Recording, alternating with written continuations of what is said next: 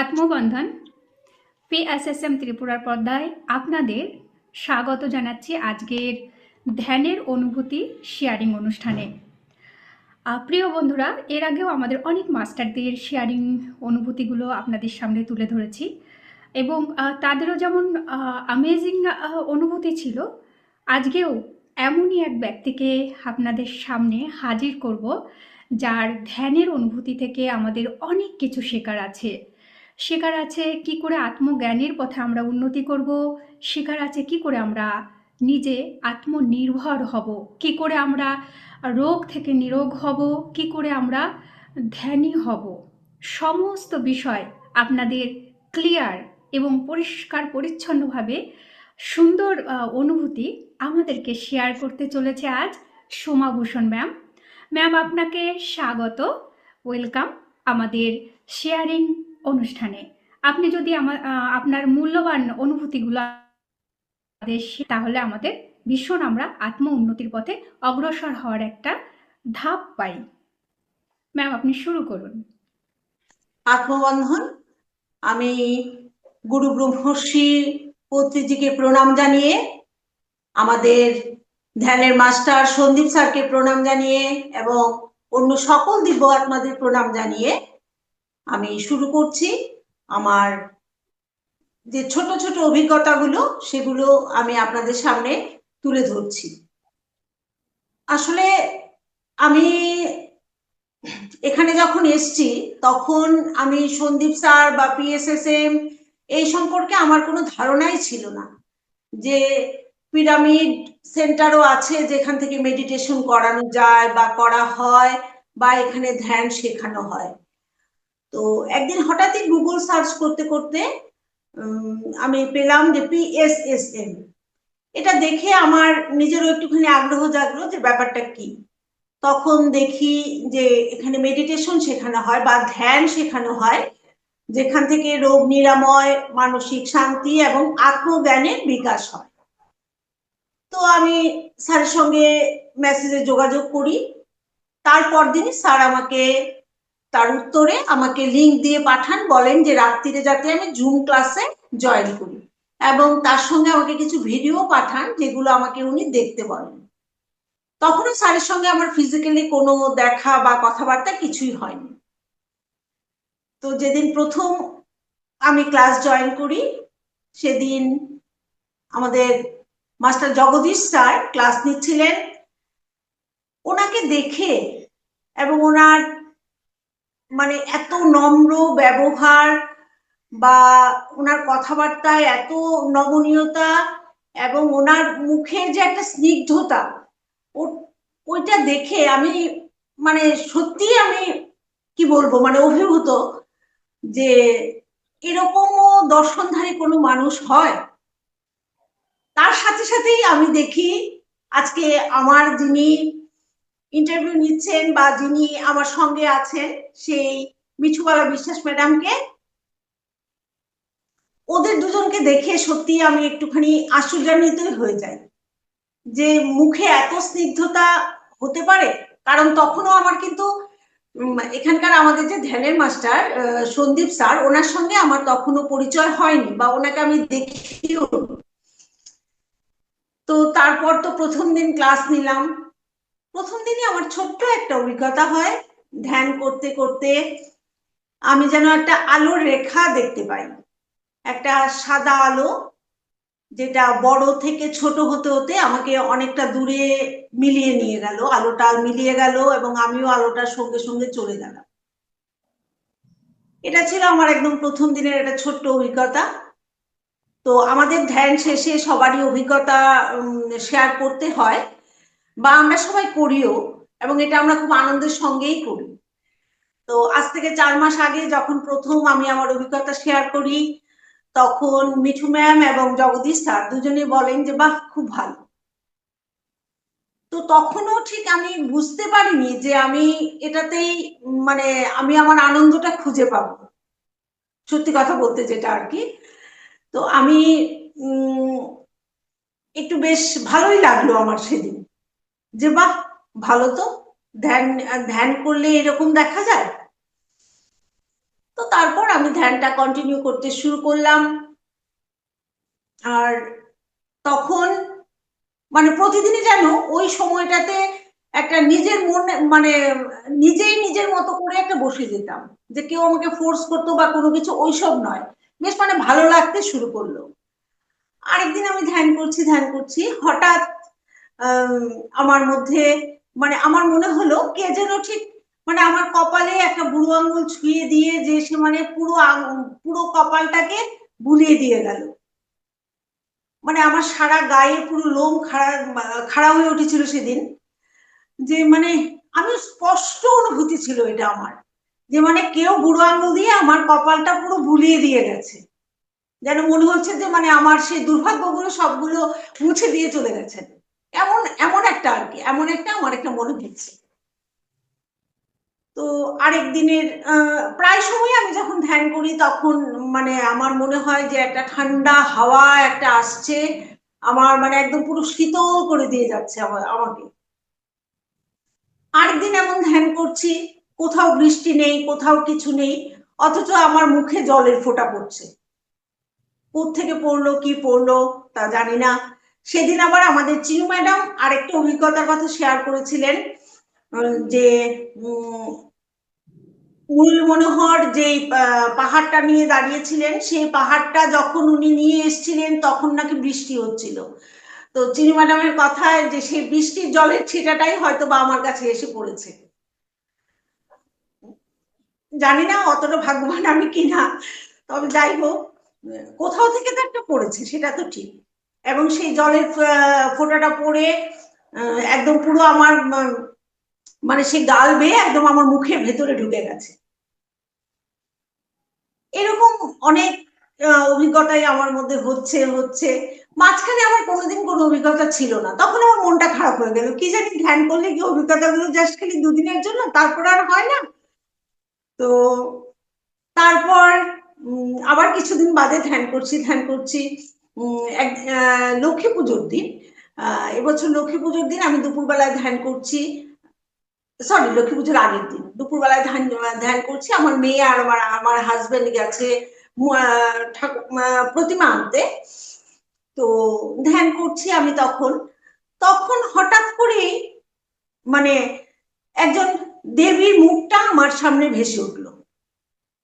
আমি ভাবলাম যে মানে কোন দেবী কিছু বুঝতে পারছি না, কিন্তু মানে খুব সুন্দর মুখ, একদম সাজানো মুখ। ও বাবা, আমি ধ্যান সেরে উঠলাম, উঠে আমি যেই আমার আমার ঘরের প্রতিমার দিকে তাকালাম, মানে ওনা আমার মেয়ে আমার হাজবেন্ড যে নিয়ে এসছে প্রতিমাটা, সেই প্রতিমার মুখের দিকে তাকিয়ে দেখি যে আরে এ তো সে আমার ধ্যানে দেখা মুখটা। তো তারপর তো যাই হোক, এটা আমি সবার সঙ্গে শেয়ার করেছি।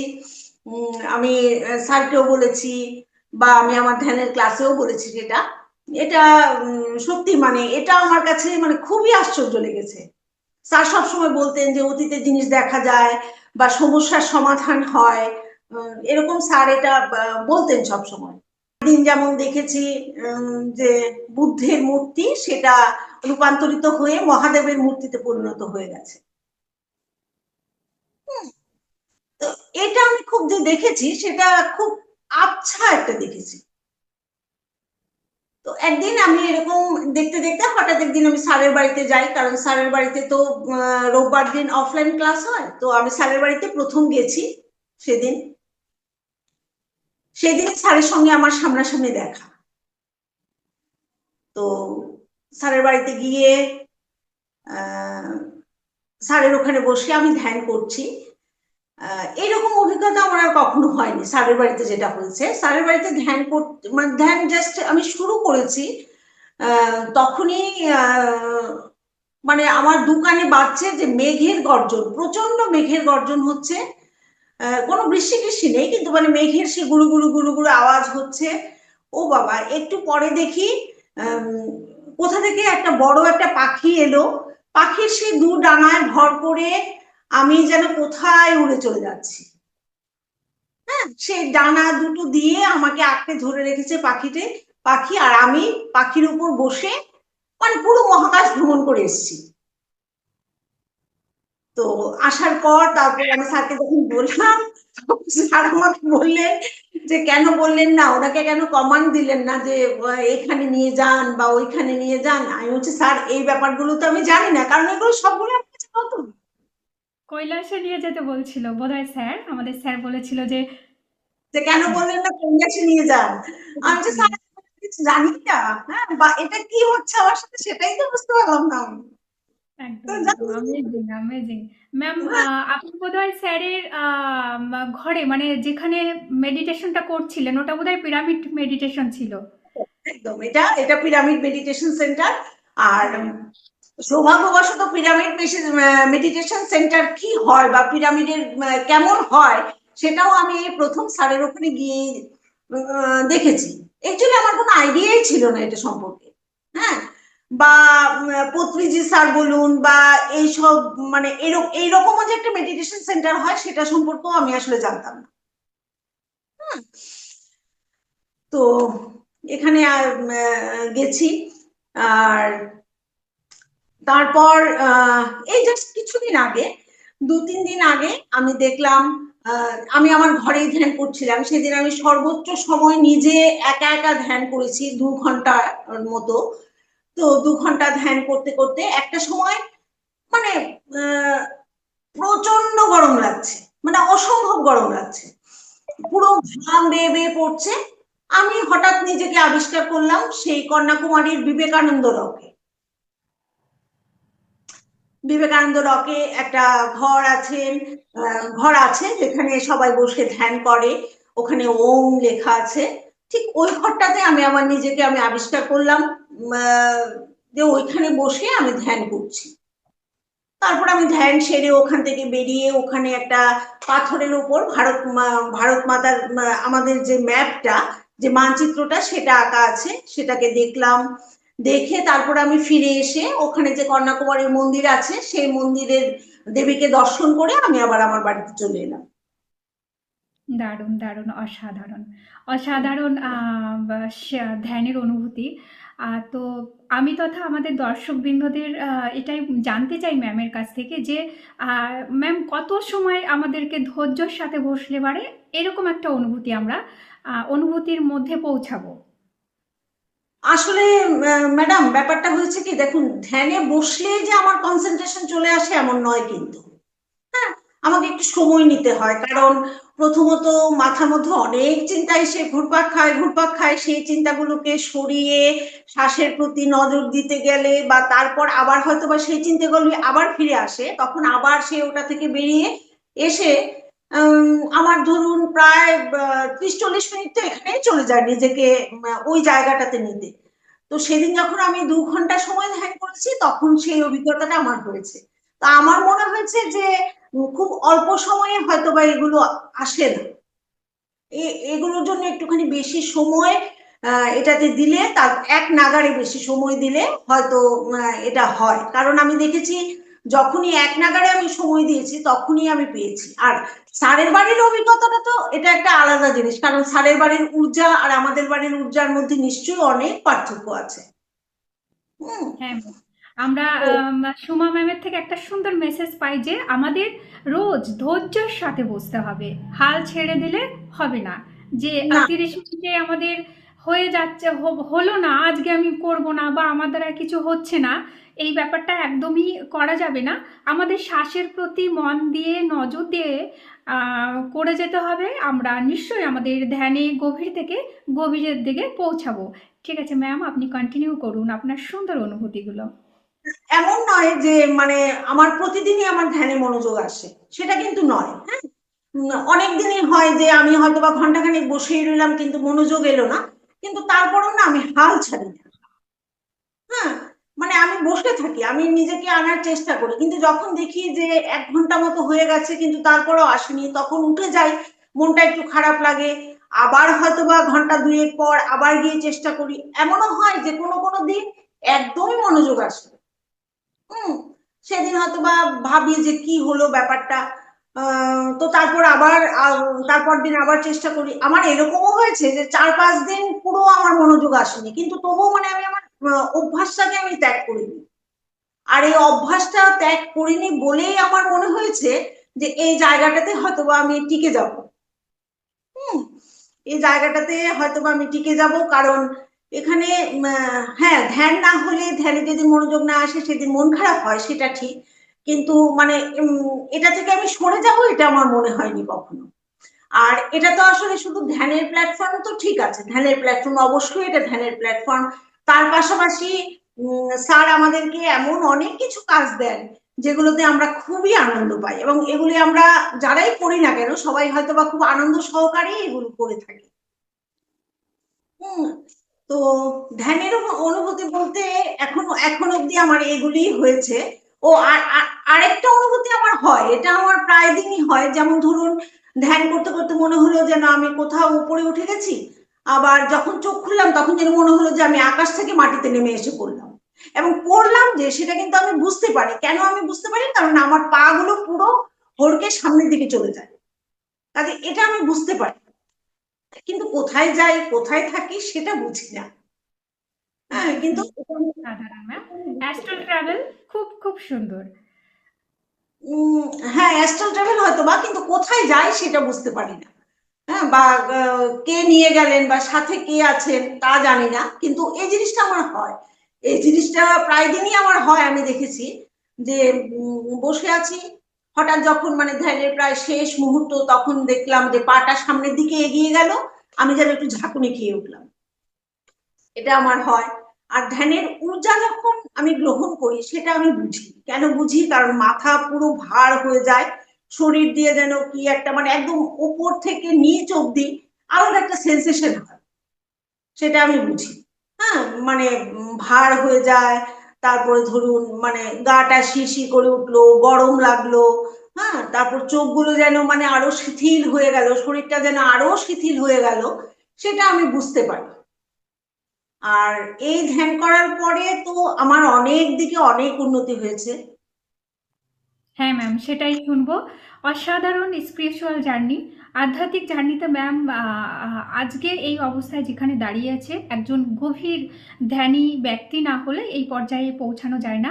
একান্তই তার ইচ্ছাকে প্রাধান্য দেওয়া এবং কন্টিনিউ ধ্যানে বসা, এইটা করলে এত সুন্দর অনুভূতিগুলো আমাদের সবার মধ্যে আসবে।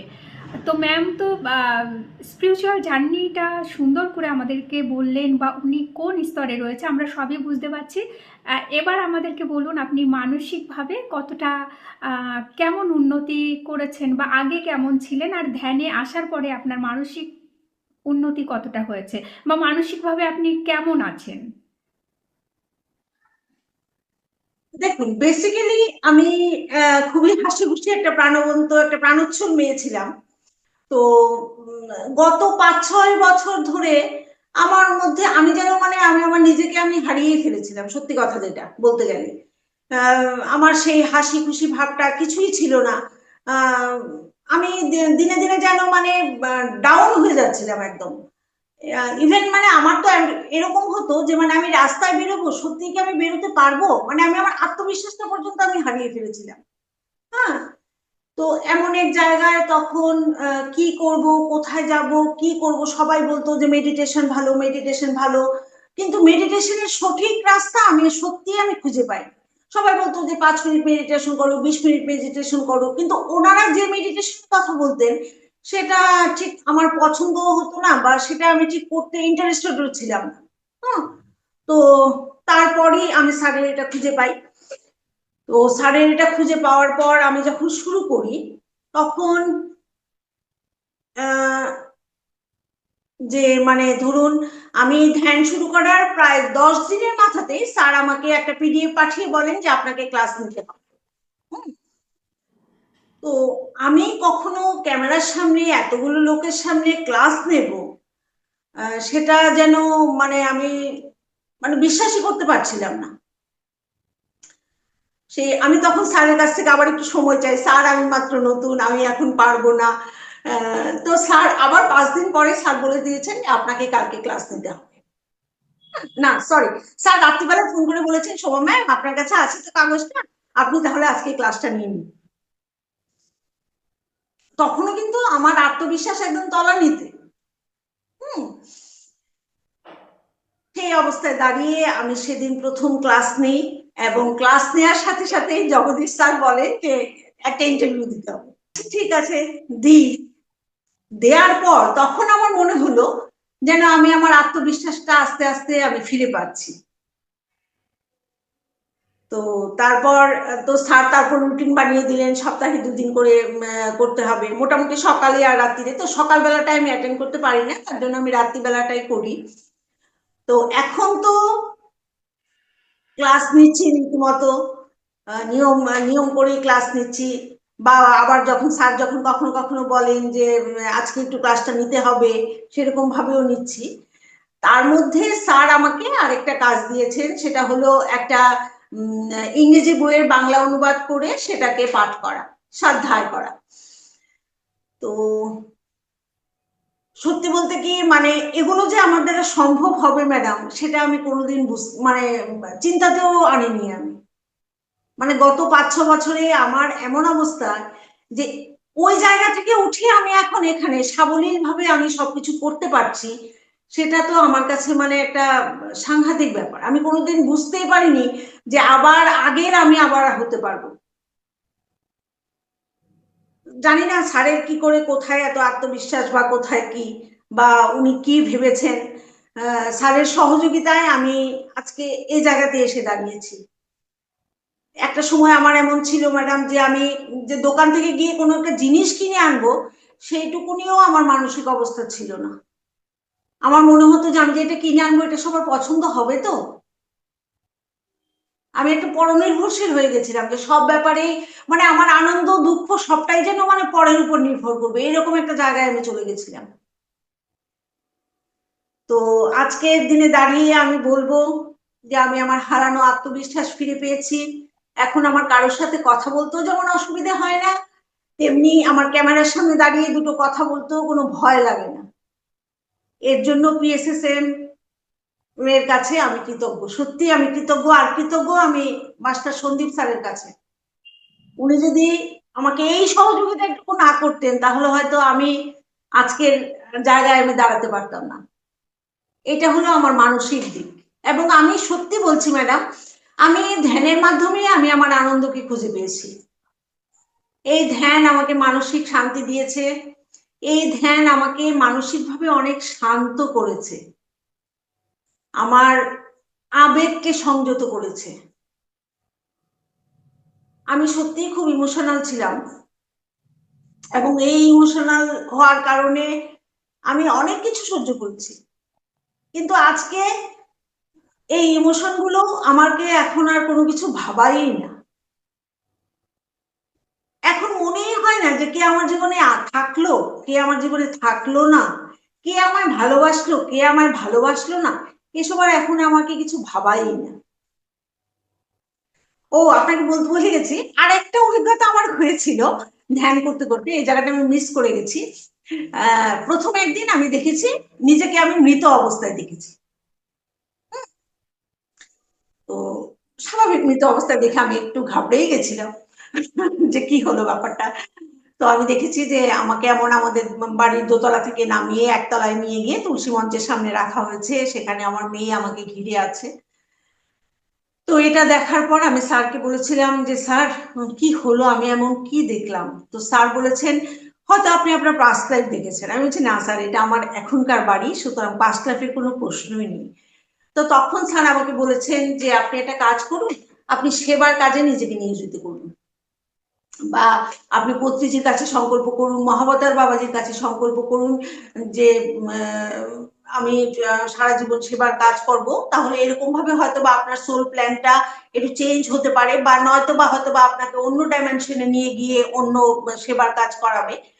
তো যাই হোক, এই রিলেটেডই আমি আবার যখন আরেকদিন দেখেছি, সেদিন আমি দেখেছি যে স্যার আমার বাড়িতে এসেছেন, এসে আমার হাজবেন্ডকে বলছেন যে উনি তো আর মাত্র 1 মাস মতো আছেন।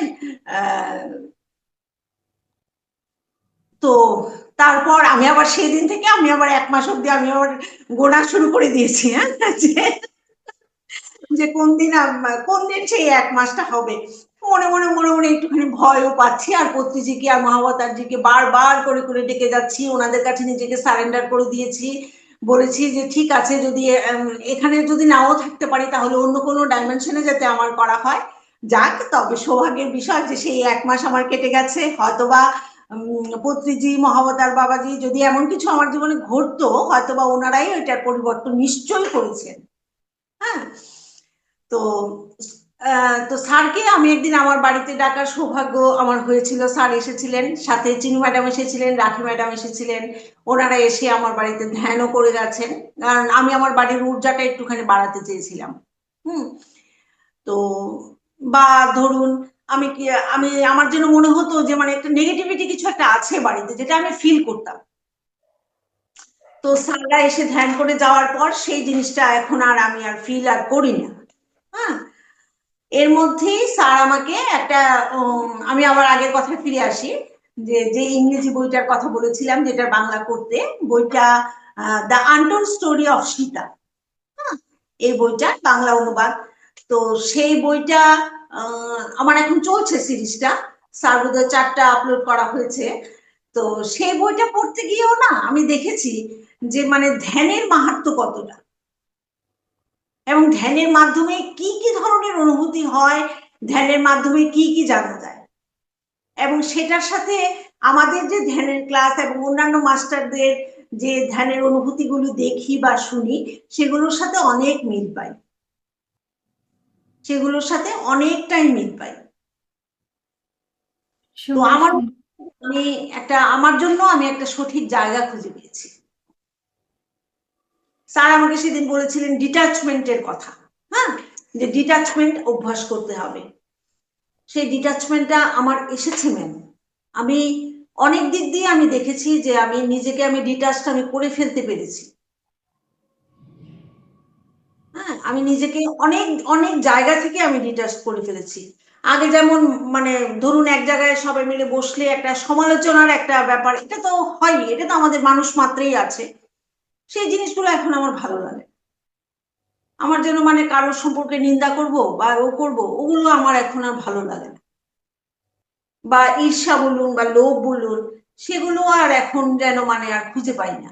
আর মৃত্যু ভয় বা মৃত্যুর পরে যে শোক বা কান্নাকাটি করা, সেটা আমার কোনোদিনই ছিল না। সে আমি আমার অনেক আপনজনকে আমি মারা যেতে দেখেছি, কিন্তু আমার চোখ দিয়ে কখনো জল বেরোনি। তা বলে যে আমার কষ্ট হয়নি তা নয়, কিন্তু মানে বাহ্যিক আবেগটা আমার কখনোই ছিল না।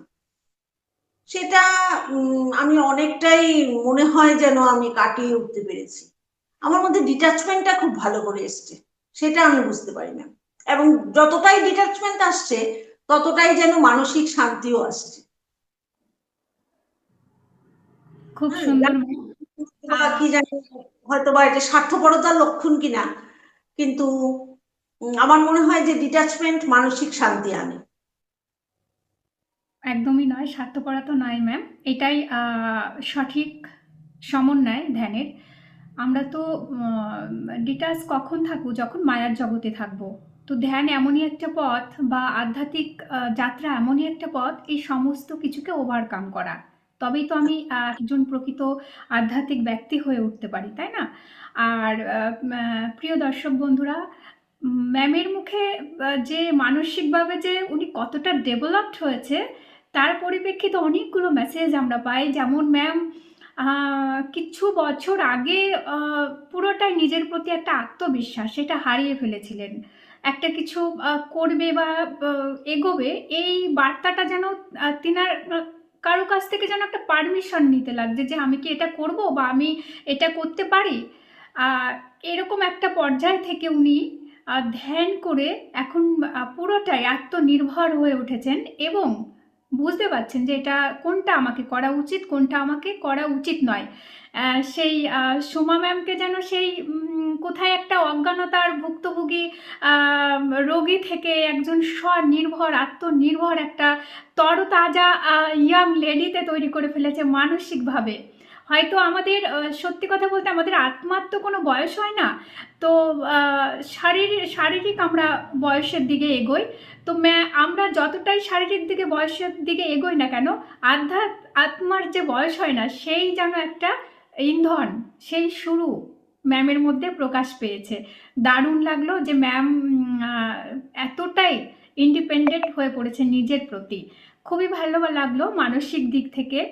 এবার এছাড়াও ম্যামের মুখে যে আরেকটা মেসেজ পেলাম যে ধ্যান করলে আমাদের নেগেটিভ এনার্জি থাকলে আমাদের আশেপাশে তথা আমার ঘরে, এটাও কিন্তু ধ্যানের মাধ্যমে এই নেগেটিভ এনার্জিগুলোকে তাড়িয়ে দেওয়া যায় বা মুক্ত করা যায় ধ্যানের ঊর্জা দিয়ে। কারণ আমরা যখন ধ্যান করব, আমরা যতটাই পজিটিভ বা কসমিক এনার্জিকে গ্রহণ করব, সেই নেগেটিভগুলো কিন্তু ততটাই রিমুভ হতে থাকে।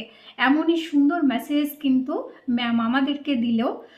তো ম্যাম, এবার আপনার মুখে শুনতে চাইবো যে আপনার হেলথ কতটা সুন্দর হয়েছে বা ডেভেলপড করেছে ধ্যানের মাধ্যমে, ধ্যানের ঊর্জা দ্বারা। আচ্ছা, হেলথ কতটা ডেভেলপ করেছি বলতে, আমার 2010-এ একবার ব্রেনে অপারেশন হয়, তখন আমার ব্রেনে টিউমার হয়েছিল। তো তারপর আমাকে নানা রোগে আক্রান্ত করে, যেমন রিউমেটয়েড আর্থ্রাইটিস, তারপর ধরুন স্লিপ ডিস্ক, এরকম নানা রোগ, হ্যাঁ, স্পন্ডেলাইটিস, প্রেশার, সুগারটা হয়নি আমার তখনও, প্রেশার, এরকম নানা দিকে। তারপর আপনার হাঁটু নিয়ে হাঁটতে পারতাম না, কোমর ব্যথায় প্রায় দিনই বিছানায় পড়ে থাকতাম। তো আমি যখন বিএসএসএম জয়েন করি তার 2-3 মাস আগে থেকে আমার আবার মাথা যন্ত্রণা, মানে অসহ্যকর মাথা যন্ত্রণা। তো আমি আবার এমআরআই করাই, এমআরআই তে আবার ধরা পড়ে যে আবার টিউমার হয়েছে মাথায়। তো তারপর আমি বাইরে যাই চিকিৎসার জন্য। তো চিকিৎসকরা বলেন যে আবার 6 মাস বাদে আবার এমআরআই করাতে হবে, করিয়ে তারপর তখন দেখতে হবে যে এটা কি মানে গ্রোয়িং টিউমার নাকি অন্য কিছু। তো যাই হোক, তারপর তো আমি চলে আসি, তারপর আমি পিএসএসএম এ এসে জয়েন করি। আশ্চর্য কাণ্ড, পিএসএসএম এ জয়েন করার কিছুদিন বাদেই, মানে যখন আমি ধ্যান করা শুরু করি, তারপর থেকে আমার আর মাথা ব্যথা নেই। হ্যাঁ, আমার মাথা ব্যথাটা পুরোটাই চলে গেছে, বা আমার ওই রিলেটেড যে প্রবলেম গুলো ছিল, যেমন মাথা ব্যথা, ঘুম না হওয়া, তারপর ধরুন একটা বমিটিং টেন্ডেন্সি, ক্লান্তি, এগুলো আমার কিছুই আর এখন নেই। এখন আমি বিন্দাস 6-7-8 ঘন্টা আমি টানা আমি কাজ করতে পারি, আমার কোনো প্রবলেম হয় না। রাতের পর রাত, হ্যাঁ, অথবা ধ্যান করার ফলে ঘুমের পরিমাণটা কমে গেছে, কিন্তু ওই কম ঘুমেও কিন্তু আমার মাথা ব্যথা হয় না, বা আমার শারীরিক কোনো অস্বস্তি হয় না, কোনো ক্লান্তি ভাব নেই। তারপর ধরুন কোমর ব্যথা, হাঁটু ব্যথা বলুন, এগুলো অনেক কমে গেছে, অনেক। আমি আগে যেমন বিছানায় পড়ে থাকতাম, এই 5 মাসে আমি কিন্তু একদিনের জন্য বিছানায় পড়ি, নতুবা আমি কিন্তু ধরুন মানে মাস 3 মাস বাদে বাদে 15 দিনের জন্য আমি বিছানায় পড়ে যেতাম কোমর নিয়ে। আজকে প্রায় 5 মাস হলো। তো এই 5 মাসে কিন্তু আমি সেরকম কোমর ব্যথা নিয়ে ভুগিও নি, বা আমাকে বিছানায় পড়ে থাকতে হয়নি। আর আমি আরেকটা জিনিস লক্ষ্য করেছি ম্যাডাম, আমার প্রেশারটা লো হয়ে গেছে। হাই প্রেশার ছিল আমার, যেহেতু আমি এখনো প্রেশারের ওষুধটা বন্ধ করিনি, হ্যাঁ, তো এবার প্রেশারের ওষুধ আর ধ্যান দুটো মিলে এবার আমার প্রেশারটা লো হয়ে গেছে। হয়তোবা যদি আমি প্রেশারের ওষুধটা বন্ধ করে দিই, হয়তোবা আমার প্রেশারটা ঠিক জায়গায় চলে আসবে। তো প্রেশারের ওষুধ খেয়ে আমার কখনো প্রেশার লো ছিল না, এমন নয় যে কিন্তু যে ওষুধে আমার প্রেশার লো করেছে, নিশ্চয়ই নয়, একদমই নয়। এটা বললেও আমি বিশ্বাস করবো না, কারণ আমার কোনো দিনই হয়নি, আমি 15 বছর ধরে আমি প্রেশারের ওষুধ খাচ্ছি। তো এটা তো একটা হয়েছে আমার। আর আরেকটা জিনিস আমি বলবো, সিজনে সিজনে জ্বর হয় না সবার ঘরে ঘরে, তো আমাদের ঘরে আমরা 5 জন আছি, ধরুন সবারই জ্বর উঠলো, আমার কিন্তু কিছু হয় না। ওদের মাঝখানেই আমি থাকি, আমি আমার মেয়ের সাথেই থাকি, সর্বক্ষণ থাকি। হয়তো মেয়ের জ্বর সর্দি কাশি সবকিছু হলো, কিন্তু আমাকে কিন্তু ছুঁয়েও দেখে না জিনিসটা। আমি যেটা এই 5 মাস লক্ষ্য করছি। আর একটা জিনিস আমি লক্ষ্য করছি যে আগে যেরকম মানে আমাদের ঘরে জ্বর উঠলে প্রচন্ড, মানে ওরা ভীষণ ভাবে ভুগতো, হ্যাঁ, জ্বর সর্দি কাশিতে। আমার বাবা আছেন এখানে, মা আছেন, আমার মেয়ে, আমার হাজবেন্ড, সবাই ঠান্ডায় প্রচন্ড কাতর, ওরা ঠান্ডা হলেই ওদের সর্দি কাশি, মানে সাংঘাতিক অবস্থা। আমি বলবো না ওদের হয় না, হয়, কিন্তু সেটা 1-2 দিনেই সেরে যায়, এবং আগের মতো কোনো ধরনের কোনো তীব্রতাও নেই, বা মানে অ্যান্টিবায়োটিক খেতে হবে, এই খেতে হবে, সেই খেতে হবে, এগুলিরও কোনো প্রয়োজন হয় না। বলে ওরা তো ধ্যান করছে না, হ্যাঁ সেটা অবশ্যই, ওরা তো ধ্যান করছে না, যা করার আমি করছি। হয়তোবা আমার আমার কাছাকাছি ওরা থাকাতে হয়তোবা এটা হতেই পারে, নয়তোবা এই 5 মাসেই বা কেন হলো, মানে যুক্তি দিয়ে বিচার করতে গেলে এটা ঠিক। হ্যাঁ, কিন্তু যারা এগুলো বিশ্বাস করে না ওরা ওরা হয়তো বা অন্য যুক্তি খুঁজবে, কিন্তু আমি যুক্তি খুঁজবো এটাই যে হয়তোবা আমার ধ্যানের জন্য বা আমার মধ্যে যদিও বা কিছুটা পজিটিভ ঊর্জা এসে থাকে, সেটার জন্য হয়তোবা ওরাও হেল্প পাচ্ছে। আমি জানি না আপনাদের ঘরে কি হয়, কিন্তু আমার ঘরে যেটা হয়েছে সেটা আমি বলছি। আর আমি মানে জ্বর সর্দি কাশি আমার এই 5 মাসে হয়নি, ওদের হলেও আমার কিছুই হয়নি, সত্যি কথা যেটা। হ্যাঁ ম্যাম, এখানেও সুন্দর মেসেজ লুকিয়ে আছে অবশ্যই। একজন ধ্যানী ধ্যানী যতটা ঊর্জা পাবে তার চারিপাশে ঊর্জাটা বর্তাবে অবশ্যই। যেমন আমরা যদি কসমিক এনার্জিকে রিসিভ করি তাহলে তো আমাদের আশপাশের ভাইব্রেশন তো সেই এনার্জেটিকই থাকবে, যার দরুন আহ, যেটা হচ্ছে আপনার ঘরে, যে আপনি তো একদমই যে সিজনাল প্রবলেমগুলোর মধ্যে দিয়ে যাচ্ছেন না, যাও বা আশেপাশে সন্তান সন্ততি কিংবা হাজব্যান্ড এরা হলেও অল্প স্বল্প ওপর দিয়ে এটা চলে যাচ্ছে। আর অসাধারণ যে আপনার হেলথের এতটা ক্রিটিক্যাল প্রবলেমের মধ্যে দিয়েও আজকে ধ্যানের দ্বারা এতটা কিওরের পথে আপনি এগোচ্ছেন, অসাধারণ অসাধারণ। আম, দারুণ অনুভূতি এবং কতটা হেলথ কিওর, সব মিলিয়ে অসাধারণ। তো ম্যাম আপনি আর কি কি মানে সমাজের প্রতি ধ্যান করাটা কতটা দরকার, একটা আমাদের এই যে কতটা দরকার, বা কাদের থেকে একদম শুরু হওয়া দরকার ধ্যানটা, সব মিলিয়ে আমাদেরকে মেসেজগুলো দেন। দেখুন, আমার মনে হয় সুস্থ থাকতে গেলে অন্তত 5-6 বছর থেকে এটা শুরু করা উচিত। অন্তত 5-6 বছর থেকে শুরু হলে বাচ্চাগুলোর মধ্যে একটা মনোযোগ আসবে। হ্যাঁ, ওরা ধীর স্থির শান্ত, ওরা চিন্তা ভাবনা করার মতো মানসিকতা খুঁজে পাবে, হয়তোবা নিজেদের সমস্যার সমাধান নিজেরাই বের করতে পারবে। সবচেয়ে বড় কথা হয়েছে ওরা নিজেদের সমস্যার সমাধান বের করতে পারবে, সব পরিস্থিতিতে ওরা শান্ত, মাথা শান্ত রাখতে পারবে। হ্যাঁ, আছে না যে মানে চট করে রেগে যাওয়া বা ওগুলো ওগুলো হয়তো হবে না। এটা আমি আমার নিজেকে দিয়ে বুঝি ম্যাডাম, তার জন্য আমি বলছি যে আর মনোযোগ তো অবশ্যই বাড়বে। হ্যাঁ, কাজে আমার মনে হয় ছোট থেকেই শুরু করা উচিত। আর উম, যারা নিজেরা একাকিত্বে ভোগে, হ্যাঁ এখন তো অবশ্য এই জিনিসটা একটু বেশিই দেখা যায়, কিন্তু তাদের তো মানে খুবই প্রয়োজন এই ধ্যানটা। এই ধ্যান যে ভেতর থেকে কি পরিমাণ শান্তি আনে, মানে সেটা আমি নিজে উপলব্ধি করেছি, কাজে এটার প্রয়োজনীয়তাটা আমি খুব ভালো করেই বুঝতে পারি। হ্যাঁ, আমার মনে হয় ধ্যানই একমাত্র পথ যা আপনাকে শারীরিক মানসিক ভাবে সুস্থ রাখতে পারবে। আপনি নিজেও একজন ধ্যানী, আপনি নিজেও জানেন। হুম, এটার উপকারিতা খুবই প্রয়োজনীয় এবং আমার মনে হয় যে এটা ছোট বয়স থেকে এটা শুরু করা উচিত। আর এখনকার যুব সমাজকে তো অবশ্যই শুরু করা উচিত, কারণ ওদের মধ্যে ভালো চিন্তা আনার জন্য ধ্যানটা খুবই প্রয়োজন। কারণ এখন যেই সামাজিক অবক্ষয় চলছে, তার জন্য ধ্যান ছাড়া মানসিক উন্নতি সম্ভবই নয়। বাহ্যিক উন্নতি দিয়ে ম্যাডাম কিছুই হয় না।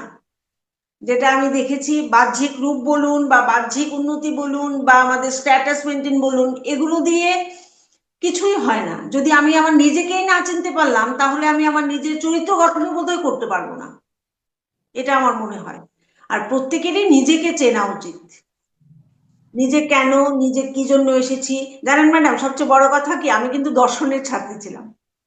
বাহ। তখন তখন আমি দর্শন পড়েছি, পড়িনি তা নয়, পড়েছি, কিন্তু দর্শন পড়ার সেই জ্ঞানটার উপলব্ধিটা এখন আমি করতে পারছি। অসাধারণ। হ্যাঁ, মানে সেই দর্শন কি জিনিস বা দর্শনের ভেতরে কি অন্তর্নিহিত অর্থ। দর্শন মানেই তো আত্মা। এটা নিয়েই বেশিরভাগ আলোচনা। তো সেটা কি পড়েছিলাম তখন, তখনকার উপলব্ধিটা আমার এখন কাজে লাগছে। হুম, হয়তো এই জন্যই আমার দর্শন নিয়ে পড়া। হুম, আর আমি যখন কলকাতা ইউনিভার্সিটিতে পড়েছি তখন আমাদের সেরা সেরা প্রফেসর ছিলেন, যারা দর্শন মানে অদ্ভুত সুন্দর করে আমাদেরকে বুঝিয়েছেন। সেই অভিজ্ঞতা মানে সেই যে আহ, জ্ঞানটা, সেই জ্ঞানটা এখনো আমার মধ্যে আছে এবং সেই জ্ঞানটার উপলব্ধিটা এখন আমি করতে পারছি। হ্যাঁ, থেকে যুক্ত আমি আমার ছোটবেলা পড়েছি আমাদের এখানকার রামকৃষ্ণ বিবেকানন্দ স্কুলে, ওখানেও ধ্যান হতো। আর তারপরের পড়াশুনো আমার কলকাতা সারদা মঠে। ওখানে তো বুঝতেই পারছেন সারদা মঠ মানে পূজা আর্চা ধ্যান এসবটাই বেশি। একটা ওইখানে সিস্টেম হয়ে গেছে। হুম। ওইখানেই আমার বাকি পড়াটা। তাই ধ্যানটা মানে আমি আমার ছোট থেকেই আমার চলছে। মাঝখানের কটা বছর আমি এসব থেকে একদম পুরো মানে দূরে চলে গেছিলাম। হ্যাঁ, হয়তো তখন আমি দূরে চলে গেছিলাম বলে আমি আমার নিজেকেও হারিয়ে ফেলেছিলাম। হ্যাঁ, তো আবার ফিরে এসেছি সেই পথে। আর তার জন্য আমি সন্দীপ স্যারের কাছে মানে খুবই কৃতজ্ঞ যে স্যারের এই প্ল্যাটফর্ম না পেলে আমি আজকে হয়তো তলিয়েই যেতাম। আর আপনাদের মতো ধ্যানী বন্ধুদের সঙ্গেও হয়তো বা আমার যোগাযোগ হতো না, বা যেই আলোচনাগুলো বা যেই প্ল্যাটফর্মে যতটা সময় আমরা কাটাই, 1-1.5 ঘন্টা সময়, ওই সময়ের আনন্দটুকু আমি নিতে পারতাম না। একদমই তাই ম্যাম। দারুণ, অসাধারণ অনুভূতি। ম্যাম যেটা বললেন যে কলেজ লাইফে যে আত্মজ্ঞান, তখন সেটা হয়নি। তখন একটা বড় সুন্দর মাপের একটা রেজাল্ট শুধু ঘরে আনা হয়েছে। আহ, কিন্তু মর্মার্থগুলো এখন বোঝা যাচ্ছে। অসাধারণ, অসাধারণ ফিলিংস। খুব সুন্দর, খুব সুন্দর। আর তো আমরা তো অসাধারণ সব ধ্যানের অনুভূতিগুলো আপনাদের সামনে তুলে ধরলাম, ম্যামের অসাধারণ অনুভূতি। আর যারা যারা আমাদের ভিডিওগুলো দেখছেন, আপনারা প্রত্যেকেই স্যারের হোয়াটসঅ্যাপ নাম্বার যাচ্ছে, সেই নাম্বারে আমাদের কল করুন। আমাদের PSSM ত্রিপুরা আর মেডিটেশন সেন্টারে এখানে একদম বিনামূল্যে ধ্যান শেখানো হয়। ধ্যান এরকম প্ল্যাটফর্ম বোধহয় আমার তো অন্তত জানা নেই, এরকম বিনামূল্যে কোথায় এত সুন্দরভাবে ধ্যান শেখানো হয়, অনুশীলন করানো হয় রোজ 8:30 থেকে 9:30 পর্যন্ত রাত্রিবেলা, এবং সকাল 5টা থেকে 6টা পর্যন্ত। তো আপনারা যারা যারা দেখবেন, ইমিডিয়েট আমাদের ধ্যান অনুষ্ঠানে যোগাযোগ করুন। এছাড়াও বলবো যে ম্যাম, আর কোনো অনুভূতি আপনার আছে কি, যে যেটা কিনা আর একটু কাজে লাগে, বা আগামী দিনে আমরা ধ্যানে যুক্ত হয়েছি, আমরা কতদিন পর্যন্ত থাকবো, এই সম্পর্কে কিছু দুটো একটা কথা। দেখুন, ধ্যান যেহেতু আমরা শুরু করেছি, সবাই সবাই কিছু না কিছু তো উপকার আমরা পেয়েছি, সেটা তো নিশ্চয়ই আমরা কেউ অস্বীকার আমরা করতে পারবো না। হুম। না, না, একদমই তো তাই। যদি আমরা শারীরিক, মানসিক এবং সামাজিক ভাবে যদি আমরা উপকৃত হই, তো সেই ধ্যান আমাদের আম, মানে শেষ দিন পর্যন্ত চালিয়ে যেতে তো কোনো অসুবিধে নেই। হ্যাঁ। একদমই তাই, এই কথাটাই শুনতে চাইছিলাম। তার যেহেতু আমাদের সঙ্গে আমাদের জন্য এমন একটা প্ল্যাটফর্ম তৈরি করে দিয়েছেন। আর এটা আপনিও জানেন, আমিও জানি, এবং আমাদের সঙ্গে যারা ধ্যান করেন সবাই জানেন যে স্যার কেমন মানুষ। হ্যাঁ। তো স্যারের বিষয়ে যতটাই বলবো ততটাই কম বলা হবে। তো কাজেই স্যার যেহেতু একটা প্ল্যাটফর্ম তৈরি করে দিয়েছেন, স্যারের সুবিধে অসুবিধে আমরা স্যারের পাশে থেকে সেই প্ল্যাটফর্মটাকে এগিয়ে নিয়ে যাব। হ্যাঁ, এটুকু তো আমরা সাহায্য নিশ্চয়ই করতেই পারি স্যারকে। আর স্যারের যে কাজগুলো আছে সেগুলো তো আমরা সহায়তা করব, আমরা যতটুকু পারি, যার যতটুকু আছে সামর্থ্য। এখানে তো পয়সার কোনো ব্যাপার নেই। হ্যাঁ, শুধু যার যতটুকু শিক্ষা, শক্তি, সময়, সেগুলো দিয়ে আমরা কাজে লাগাতে পারবো। তো সেটা যদি আমাদের শেষ দিন পর্যন্ত থাকে তাহলে ক্ষতি কোথায়? বা আমাদের পরবর্তী প্রজন্ম যদি এই প্ল্যাটফর্মটাকে এগিয়ে নিয়ে যেতে পারে, তাতেও তো কোনো অসুবিধে নেই। একদমই আজকে তাই, স্যার একদমই। আছেন, এমন একদিন তো নিশ্চয়ই আসবে যেদিন স্যার থাকবেন না, আমরা থাকবো না। আমাদের পরবর্তী প্রজন্ম সেটাকে এগিয়ে নিয়ে যাক, সেটা তো আমি অবশ্যই কামনা করব। কারণ তাতে আমাদের যেমন সামাজিক উন্নতি হবে, তেমন আমাদের প্রত্যেকের ব্যক্তিগত উন্নতিও হবে।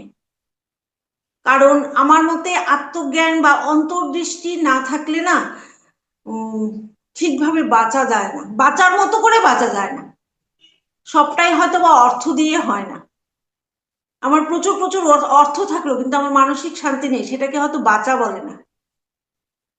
সেটা আমি বুঝেছি ম্যাডাম, সেটা আমি জীবন দিয়ে বুঝেছি। বা আমরা হয়তো বা মনে করি যে আমার প্রচুর বন্ধু বান্ধব আছে। না বোধহয় ম্যাডাম, সেটাও বোধহয় ঠিক নয়, কারণ আমারও এক সময় প্রচুর বন্ধু বান্ধব ছিল। কোথায় দেখলাম না তো এই 5 বছরে কোনো বন্ধু বান্ধবকে খোঁজ নিতে বা মানসিক ভাবে এসে আমার পাশে দাঁড়াতে। তখন তো আমি কাউকেই খুঁজে পেলাম না। তো কাজেই বন্ধু বান্ধব বলুন, অর্থ বলুন, সেগুলোর থেকে আমার মনে হয় নিজের আত্মজ্ঞানটা অনেক বেশি দরকার।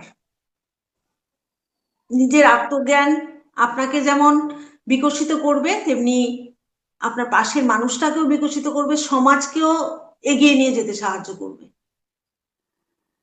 তাই আমার মনে হয় যে এই প্ল্যাটফর্মটা চলতে থাকুক। দারুণ দারুণ, অসাধারণ ম্যাম। ম্যামের থেকে আরেকটা মেসেজ পেয়েছি, যেটা কিনা হলো, আমার যদি বিকশিত হয়, আমার পাড়াটা বিকশিত হবে, পাড়া বিকশিত হলে আমার রাজ্য বিকশিত হবে, আর রাজ্য বিকশিত হলে দেশ বিকশিত হবে, দেশ বিকশিত হলে গোটা পৃথিবী বিকশিত হবে। অসাধারণ অসাধারণ মেসেজ ম্যাম। সবই ধ্যানের জন্য সম্ভব, ধ্যান দ্বারা সম্ভব। আমাদের আত্মজ্ঞানে তুষ্ট পুষ্ট হতে হবে, এবং যেখানে কোনো পয়সা লাগে না, অর্থ লাগে না, শুধু 1 ঘন্টা আপনাকে সময় দিন, আমাদের সঙ্গে রোজ ধ্যানের ক্লাসে অ্যাটেন্ড করুন। আপনি চিনতে পারবেন আপনি কে, কি আপনার কাজ, কেন আপনি এসেছেন।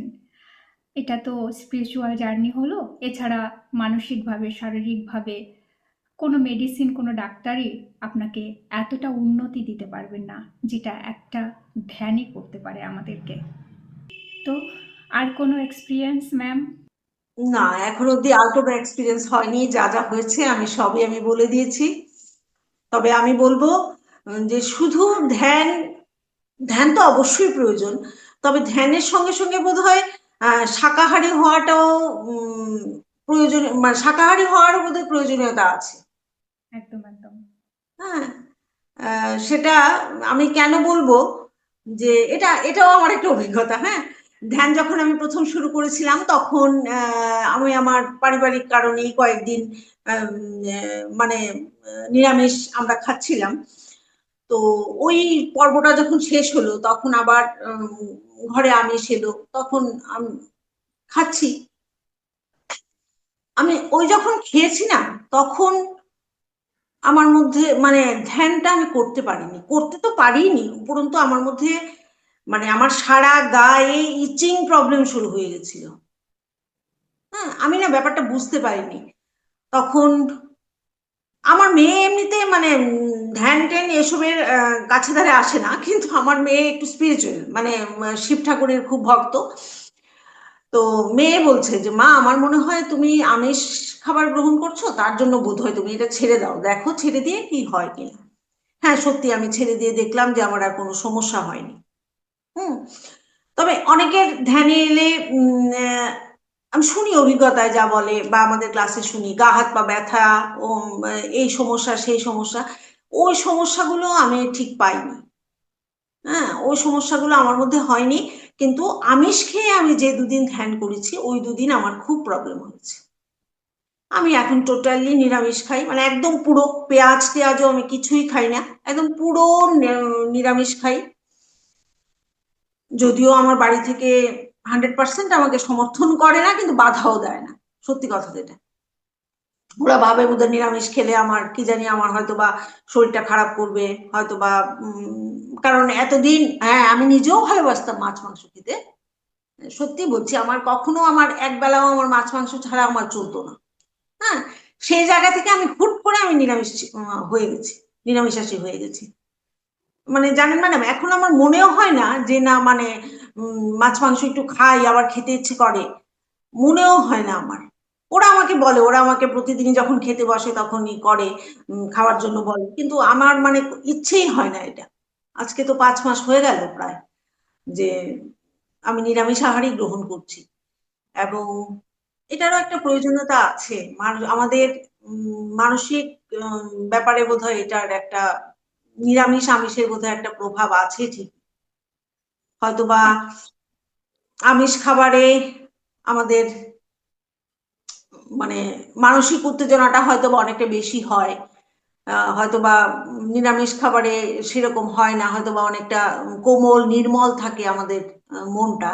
সেটা আমি বুঝি, সেটা আমি বুঝি না তা নয়, সেটা আমি বুঝি। হ্যাঁ, আমাদের ঘরে অন্যরা খায় কিন্তু আমি খাই না, আমি একদম পুরোই নিরামিষাশী। মানে আমি পেঁয়াজও খাই না। অনেকে বলে না যে পেঁয়াজটা তো নিরামিষ, পেঁয়াজটা তো খেতেই পারো, কিন্তু তাও আমি খাই না, সেটাও আমি খাই না। একদমই ম্যাম, যেহেতু আমরা পিরামিড মেডিটেশনের সঙ্গে আমরা সবাই যুক্ত রয়েছি, পত্রিজির একটা অশেষ অলৌকিক ক্ষমতা রয়েছে। যারা আমরা ধ্যান থেকে গভীরতম ধ্যানের দিকে এগোচ্ছি, অটোমেটিক্যালি আমাদের ভিতর থেকে একটা যে আমিষ আহার বর্জনের একটা অনুভূতি, ফিলিং আসবে যে না, আমাকে খাওয়া উচিত নয়। এটাই যে ভেতর থেকে যার আসবে, সে অটোমেটিক্যালি সেটা বন্ধ করে দেবে। পারবে। হ্যাঁ, সেখানে মানে আর কোনো আর মানে দোদুল্যমানতা থাকবে না যে পারবো কি পারবো না, পারবো কি পারবো না। কোথায়, আমার তো হয়নি, আমি তো একদিনেই পুরোটা পারলাম।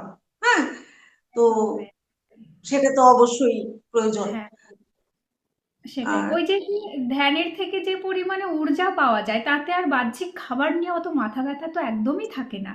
সেটাই আমারও মনে হয়েছে, সেটাই আমারও মনে হয়েছে যে ও তাহলে আমি কি করে আমি শক্তিটা আমি পাচ্ছি। হ্যাঁ, তো সেই প্রোটিন গুলো যদি না গ্রহণ করি, তাহলে আমি শক্তিটা আমি কোথা থেকে পাচ্ছি? তখন আমার মনে হয়েছে যে ধ্যানের থেকে প্রাপ্ত ঊর্জাই হয়তো বা আমাদেরকে সেই শক্তিটা দিচ্ছে। হ্যাঁ, একদমই তো তাই। কাজে নিরামিষ আমিষটা তো সেটা তো পরের কথা, আগে উচিত আমাদের ধ্যানে প্রবেশ করা। সেটা আমি আমার অভিজ্ঞতা থেকেই বলবো যে সবাইকেই ধ্যানে আসা উচিত, কারণ আমাদের প্রত্যেকের জীবনেই কিছু না কিছু সমস্যা আছে। কারোর সমস্যা একরকম, কারোর অন্যরকম, কারোর ছোট সমস্যা, কারোর বড় সমস্যা, কিন্তু সমস্যায় জর্জরিত আমরা সবাই। কাজেই একদম। সবারই উচিত ধ্যানে নিজেকে মনোনিবেশ করা। আর শারীরিক রোগে তো আমরা সবাই আক্রান্ত, কাজেই তার জন্য তো উচিতই। প্রেশার, আমার এত হাই প্রেশার ছিল, আমার তো প্রেশার এখন একদম কমে গেছে। তো আমাদের এখানে আর যারা যারা ধ্যানীরা আছেন, ওদেরও অনেক শারীরিক সুফল হয়েছে। তো কাজে নিশ্চয়ই উপকারিতা তো আছেই। আর যারা আমার ওই দ্য আনটোল্ড স্টোরি অফ সীতার করছি, সেটা যদি কেউ যদি শুনে থাকেন, তাহলে সেখানে বুঝবেন যে ধ্যানের মাধ্যমে উম, মানে রাজা, জনক রাজা একটা দেশকে, মানে উনি ওনার রাজ্যটাকে পুরোটা কে উনি পরিচালনা করেছেন শুধু ধ্যানের মাধ্যমে, প্রজাদের মধ্যে শুধু ভালোবাসার বিনিময় করে। হ্যাঁ, সেখানে না ছিল কোনো অস্ত্রশস্ত্র, না ছিল কোনো কিছু, শুধু ধ্যান আর ধ্যান। কাজে ধ্যানের তো একটা উপকারিতা নিশ্চয়ই আছে। তবে আমি সন্দীপ স্যারের কাছে কৃতজ্ঞ যে উনি বিনামূল্যে একটা পিরামিড সেন্টার তৈরি করে আমাদের মতো মানুষদেরকে উনি জায়গা করে দিয়েছেন এই প্ল্যাটফর্মে আসার, এসে নিজেদের অন্তর্দৃষ্টি যেমন জাগরুক হচ্ছে আমাদের, তেমনি আমরা শারীরিক মানসিকভাবে অনেক অনেক সুস্থ আছি আজকে। তার জন্য স্যারের প্রতি সত্যিই কৃতজ্ঞ। আর কি বলবো, আহ, অসাধারণ এক্সপিরিয়েন্স ম্যাম। মানে কম পড়ে যায় আর কি। থেকে এই সাহসটুকু পেয়েছেন যে আমাকে দিয়ে উনি এই ইংরেজি বইয়ের বাংলা করিয়ে সেটা সাধ্যায় করাচ্ছেন। আমার নিজের প্রতি তো নিজের কোনো আত্মবিশ্বাস ছিল না, স্যার আমাকে সেই আত্মবিশ্বাসটুকু জাগিয়ে দিয়েছেন।